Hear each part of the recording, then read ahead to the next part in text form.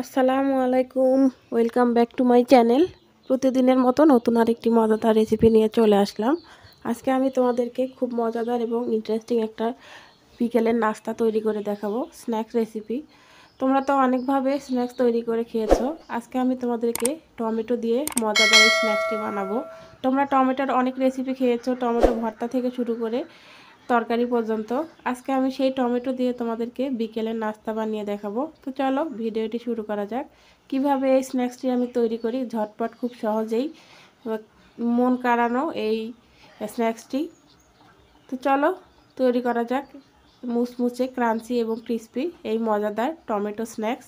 বন্ধুরা, আমার এই ভিডিওটি দেখতে দেখতে যদি কোনো একটা জায়গা ভালো লেগে যায় বা উপকারে আসে, প্লিজ চ্যানেলটি সাবস্ক্রাইব করে অল নোটিফিকেশন অন করে দিও। তাহলে আমি নতুন কোনো ভিডিও দেওয়ার সঙ্গে সঙ্গে পৌঁছে যাবে তোমাদের কাছে নোটিফিকেশন। আর এইরকম সুন্দর সুন্দর ভিডিও যদি সবার আগে পেতে চাও, প্লিজ অল নোটিফিকেশন অন করে দিও। তাহলে আমি নতুন কোনো ভিডিও দেওয়ার সঙ্গে সঙ্গে পৌঁছে যাবে তোমাদের কাছে নোটিফিকেশন।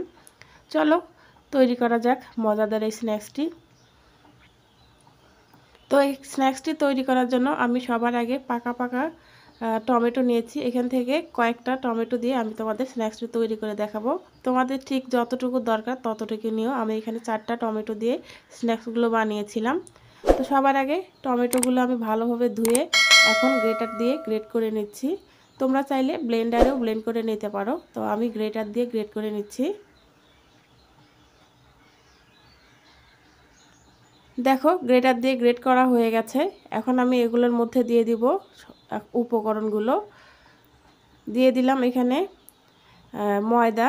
তোমরা চাইলে এখানে শুকনো চালের গুঁড়ি ব্যবহার করতে পারো। আমি এখানে 1 কাপ পরিমাণে ময়দা দিয়েছি। আর দিয়ে দিলাম 1 চা চামচ কাঁচা মরিচ কুচি। দিয়ে দিচ্ছি পেঁয়াজ কুচি। তো পেঁয়াজ কুচিটা তোমরা এখানে বাড়িয়ে বা কমিয়ে দিতে পারো। আমার যতটুকু প্রয়োজন মনে হচ্ছিল আমি ততটুকুই দিয়েছি। আমি এখানে 2 থেকে 3 চা চামচ পেঁয়াজ কুচি দিয়েছি। দেখো পেঁয়াজগুলো আমি কিভাবে দিয়েছি। এখন দিয়ে দিচ্ছি স্বাদ মতো লবণ। দিয়ে দিচ্ছি 1/2 চা চামচ শুকনো মরিচের গুঁড়া। তোমরা যদি ঝাল খেতে পছন্দ না করো, যদি কম ঝাল খাও তাহলে একটু কমিয়ে দিও বা স্কিপও করতে পারো। দিয়ে দিলাম টালা ধনিয়া এবং জিরের গুঁড়ো 1 চা চামচ। আর কালারের জন্য দিয়ে দিলাম 1 চিমটি পরিমাণে হলুদ। আর সবার পরে দিয়ে দিচ্ছি ধনের পাতা কুচি। আমি এখানে 1 মুঠো পরিমাণে ধনের পাতা দিয়েছি। তোমরা চাইলে এখানে আরও বাড়িয়ে দিতে পারো। আর যারা খেতে ভালোবাসো না বা পছন্দ করো না তারা এটা স্কিপ করতে পারো। এখন সবগুলো উপকরণ খুব ভালোভাবে আমি মেখে নিচ্ছি। মেখে একটা ডো তৈরি করে নেব। দেখো একটা ডো তৈরি হয়ে গেছে। এখন আমি এটাতে লম্বা লম্বা লাড্ডুর মতো শেপ দিয়ে দেব। লাড্ডু অথবা রোল বলতে পারো, তোমরা তোমাদের পছন্দ মতো এখানে শেপ দিয়ে দিও। আমি এখানে লম্বা লম্বা করে রোলের মতো করে নিচ্ছি।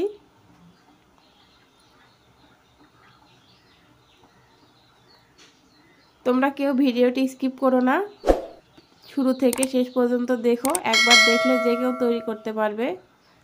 আমি রিকোয়েস্ট করব একবার হলেও বাসায় এইভাবে ট্রাই করার জন্য। আশা করি তোমাদের ভালো লাগবে। যদি ভালো লাগে প্লিজ চ্যানেলটি সাবস্ক্রাইব করে দিও। একে একে এখন আমি সবগুলো একইভাবে তৈরি করে নেব। বন্ধুরা, তোমাদের সুন্দর সুন্দর কমেন্ট আমার কিন্তু পরবর্তী ভিডিও দেওয়ার জন্য অনেক অনেক উৎসাহ জাগায়। প্লিজ সুন্দর একটা কমেন্ট করে দিও। দেখো সবগুলোই তৈরি হয়ে গেল। তোমরা চাইলে এখানে উপকরণগুলো বাড়িয়ে বেশি করে বানাতে পারো। তো ঠিক আমার যতটুকু দরকার ততটুকু এখানে আমি নিয়েছিলাম। দেখো সবগুলোই বানানো কমপ্লিট হয়ে গেছে। এখন ভেজে নেওয়ার পালা। চা তৈরি চুলায় একটা কড়াই বসিয়ে দিয়েছি। এটাতে দিয়েছি পর্যাপ্ত পরিমাণে তেল। এখন একটা একটা করে সবগুলো আমি দিয়ে দিচ্ছি। তেলগুলো কিন্তু গরম হয়ে গেছে। আর এই পর্যায়ে মাথায় রাখতে হবে চুলার আঁচটা মিডিয়াম টু লো রাখতে হবে। হাই স্পিডে দিলে কিন্তু পুড়ে যাবে, ভিতরটা কাঁচাই থেকে যাবে। তাই আমি বলছি চুলার আঁচটা অবশ্যই মিডিয়াম টু লো রাখবে। তো একে একে আমি সবগুলো দিয়ে উল্টে পাল্টে ভেজে উঠিয়ে নেব।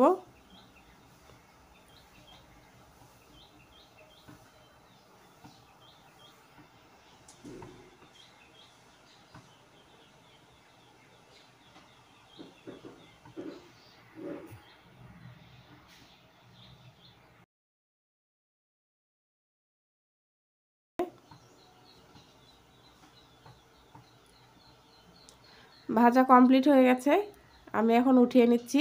আমি চুলায় একটা কড়াই বসিয়ে দিয়েছিলাম, ওটার মধ্যে পর্যাপ্ত তেল দিয়েছি, দিয়ে আমি এগুলো এপিট ওপিট করে ভেজে নিলাম। চুলার আঁচটি অবশ্যই মিডিয়াম টু লো রাখবে। আমি এখন উঠিয়ে নিলাম।